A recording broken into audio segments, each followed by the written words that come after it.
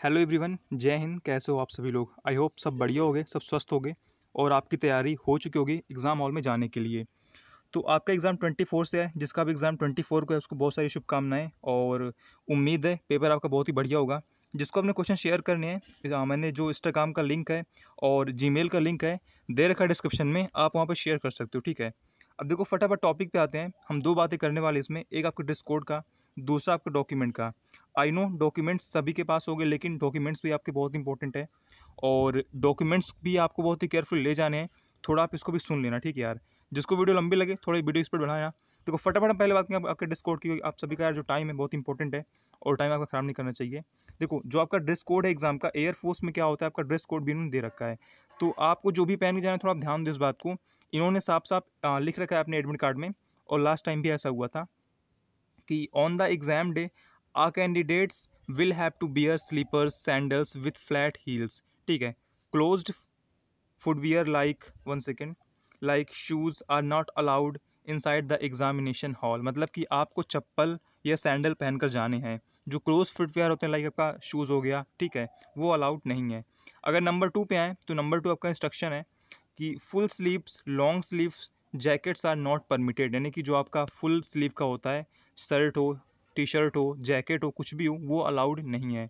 Number 3 पे आते हैं, clothing with large button are also not permitted. यानी कि जो भी आपका शर्ट हो, टी शर्ट हो, उसमें अगर बड़ी बटन होगी तो वो भी परमिटेड नहीं है, ठीक है। अगर थोड़ा आगे बढ़ें, number 4, those who wear specific attire for religious purpose will be required to report to the exam hall for mandatory frisking. देखो यार ध्यान देना इस बात को। आप जो भी आप हो, मतलब आप जिस भी रिलीजन से हो, आपके हाथ मतलब आपके हाथ में गले में जो भी हो उसको थोड़ा आप उतार के जाना, क्योंकि वहाँ पर अलाउड नहीं होता है। जैसे कुछ लोग ताबीज़ बांधते हैं, जैसे हम लोग धागा बांधते हैं, ठीक है। तो ये चीज़ें मतलब जो अलाउड नहीं है। इवन मुझको भी लास्ट टाइम अपना धागा उतारना पड़ा था, तो पहले से अपने इसे उतार कर रख लेना अपने बैग वगैरह में, ताकि वहाँ पर कोई इशू ना हो, ठीक है।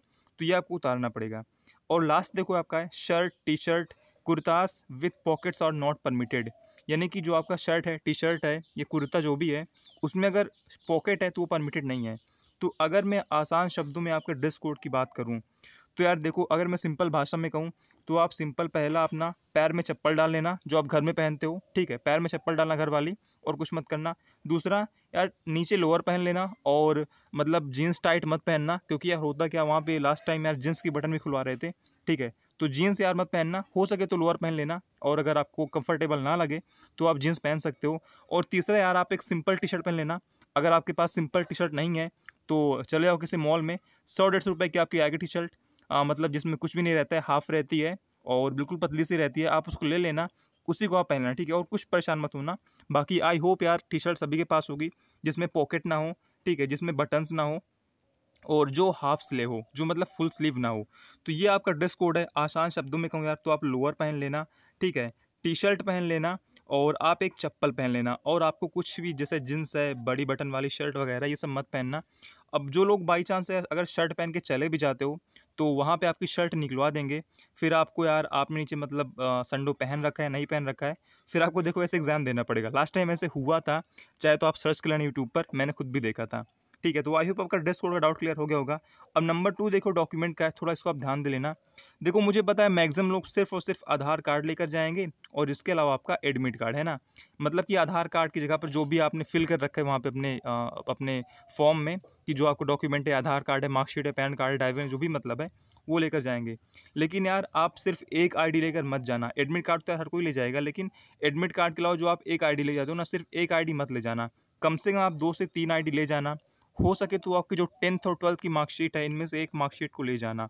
क्योंकि जो लास्ट टाइम क्या हुआ था एयरफोर्स के एग्ज़ाम में, चेकिंग इस प्रकार से हो रही थी ना जैसे कोई आतंकवादी अंदर घुसने वाला हो। देखो मजाक नहीं कर रहा हूँ, मैं सीरियसली बोल रहा हूँ। लास्ट टाइम चेकिंग बहुत ही टाइट हो रही थी, और जिसका भी जो फोटो है वो आधार कार्ड में मैच नहीं कर रहा था। आप खुद बताओ यार, आधार कार्ड में कब की फ़ोटो लगी कोई किसी का मतलब पता नहीं है।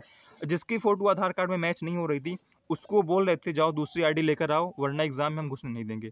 मेरे सामने एक लड़का था, वो प्रतापगढ़ का था, और सेंटर वाराणसी में था, यानी बनारस में था। कोई कॉलेज था आर्या गर्ल्स इंटर कॉलेज ऐसे करके था। उसमें उस लड़के का आधार कार्ड में फेस मैच उसका ही नहीं मतलब काफ़ी लड़के थे और मैंने उससे बात की थी इसलिए मैं उसका बता रहा हूँ। उसका जो फेस है आधार कार्ड में मैच नहीं हो रहा था और इसी वजह से उसको बोले दूसरी आईडी लाओ वरना आप अब जाओ बाहर। अब लड़के के पास कोई और आईडी नहीं थी लेकिन फिर उसने अपना बैग वगैरह लिया और फिर मतलब घर से व्हाट्सएप पे अपना पैन कार्ड वगैरह मंगवाया, उसका प्रिंट आउट निकलवाया, फिर लेकर आया। तो इतना लफड़ा करने से बेहतर है आप पहले से अपनी 2 से 3 आईडी लेकर जाओ ताकि वहाँ पर कोई भी इश्यू ना हो, ठीक है? तो इसके अलावा यार जो आपका पेन होता है, पेन देखो यार पेन थोड़ा फेंकना अच्छा नहीं लगता है, तो आप जब लाइन में लगना वहाँ पर एग्ज़ाम हॉल के लिए, तो पता कर लेना कि पेन अंदर दे रहे हैं या पेन आपको खुद का ले जाना पड़ता है। मैक्सिमम सेंटर पे आपको पेन वो खुद दे देते हैं, कुछ सेंटर पे आपको अपना पेन लेकर जाना पड़ता है। लेकिन जो अधिकतर सेंटर होते हैं वहाँ पर आपको पेन मिल जाता है। बाकी कुछ लोग के डाउट थे यार कि हमें रफ़ के लिए पेपर मिलने वाला नहीं मिलने वाला, तो यार परेशान मत हो, आपको पेपर मिलेगा। वहाँ पर आपका पूरा एक बड़ा पेपर रहता है, उतने में आप ईज़िली अपना दोनों साइड कर सकते हो। लेकिन अगर आपको इतने में नहीं होता है, तो वो जैसे ही आपका एक सेक्शन ख़त्म होगा, जैसे मान लो पहले आपने फिज़िक्स किया, अभी आपका ख़त्म हो गया, इसके बाद सबसे पूछेंगे कि किसी को पेपर की नीड तो नहीं है। अगर मान लो नहीं पूछते हैं और अगर आपको नीड है तो आप माँग सकते हो। ऐसा कोई नहीं है कि मान लो अगर आपका भर गया एक पेज तो आप सेकंड पेज नहीं ले सकते हो, ऐसा कोई सीन नहीं है। जैसे मान लो आपने फिज़िक्स किया, मैथ्स किया, अब देखो आपका भर चुका है मतलब पेपर। अभी आपका देखो इंग्लिश बाकी है, रागा बाकी है। तो आप उनसे खड़े होकर पेपर माँग सकते हो, ऐसा कोई इश्यू नहीं है, ठीक है? इसके अलावा कोई और डाउट तो आप कमेंट कर सकते हो। बाकी सबको बहुत सारी शुभकामनाएँ। जिसको क्वेश्चन शेयर करना है जीमेल पे या इंस्टाग्राम पे शेयर कर सकता है, लिंक डिस्क्रिप्शन में है।